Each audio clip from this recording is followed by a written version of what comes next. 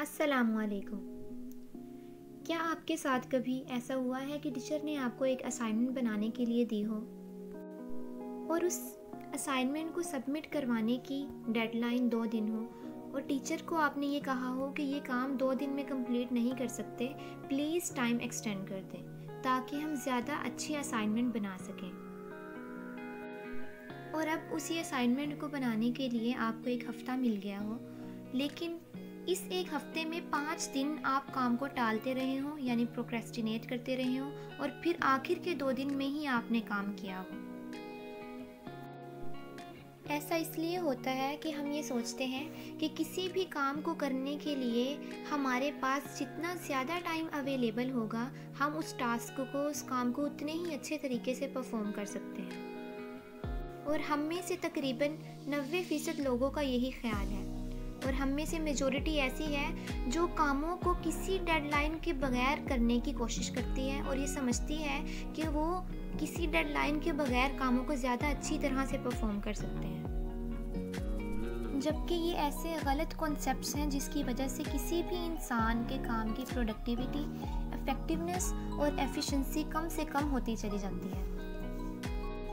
असल में किसी भी टास्क को परफॉर्म करने के लिए हमें रीज़नेबल अमाउंट ऑफ टाइम की ज़रूरत होती है, और काम को एफिशिएंटली कंप्लीट करने के लिए इंसान को टाइम बाउंड होना पड़ता है, यानी कि दूसरे लफ्ज़ों में कहें तो उसे डिसिप्लिन्ड रहना पड़ता है। इन्हीं गलत कॉन्सेप्ट्स की बिना पर C.N. पार्किंसंस ने अपनी किताब Parkinson's law the pursuit of progress में एक लॉ पेश किया, जिसकी स्टेटमेंट ये है: work expands to fill the time available for its completion. यानी किसी भी काम को जितना वक्त दिया जाए वो काम मुकम्मल होने में उतना ही वक्त लेता है। हम इसको एक मिसाल से समझने की कोशिश करते हैं। मान लीजिए टीचर ने आपको एक असाइनमेंट दी है जिसकी डेडलाइन 2 दिन है। आप 2 दिन में वो असाइनमेंट कंप्लीट करके सबमिट करवा देते हैं, लेकिन अगर वही असाइनमेंट की डेडलाइन 1 महीना होती तो आप उस असाइनमेंट को कंप्लीट करने में 1 महीना लगा देते। अब यहाँ पर टाइम एक्सपेंड होने के 2 मेन रीजंस होते हैं। एक है साइड इफ़ेक्ट्स या साइड फैक्टर्स, और दूसरा है प्रोक्रेस्टिनेशन।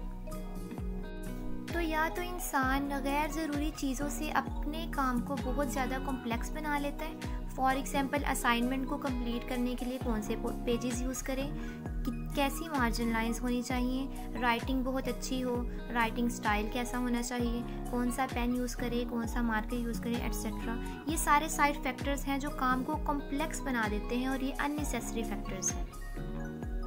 और दूसरी बेसिक रीज़न प्रोक्रेस्टिनेशन है, यानी काम को टालते रहना। कल कर लेंगे, कल आ गया है तो फिर कल कर लेंगे। इस तरह से हम काम को टालते रहते हैं, और जब आखिरी 2 दिन 3 दिन रह जाते हैं उस वक्त फिर हम काम शुरू करते हैं, और असल में हम वो काम 2 दिन में ही कंप्लीट कर लेते हैं। यानी कि अगर हम एक काम को जितना भी कम टाइम देते हैं वो काम उतने ही कम टाइम में कंप्लीट हो सकता है।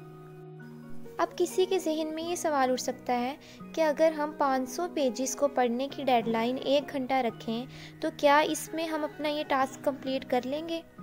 तो ऑब्वियसली बिल्कुल नहीं, क्योंकि 500 पेजेस को पढ़ने के लिए 1 घंटा रीज़नेबल अमाउंट ऑफ टाइम नहीं है। इसीलिए reasonable amount of time quality work के लिए बहुत ज़रूरी है।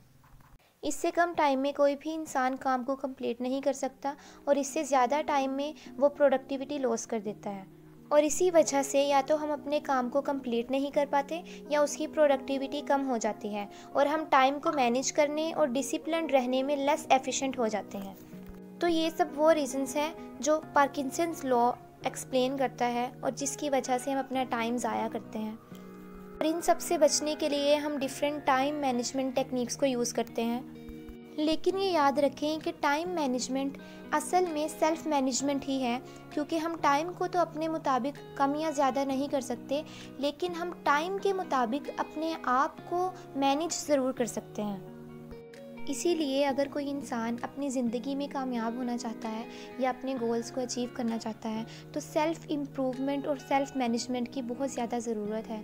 अल्लाह ताला हमें ज़िंदगी का मकसद समझने और इसके मुताबिक ज़िंदगी गुजारने की तौफ़ीक अता फ़रमाए। आमीन। जज़ाकल्लाह।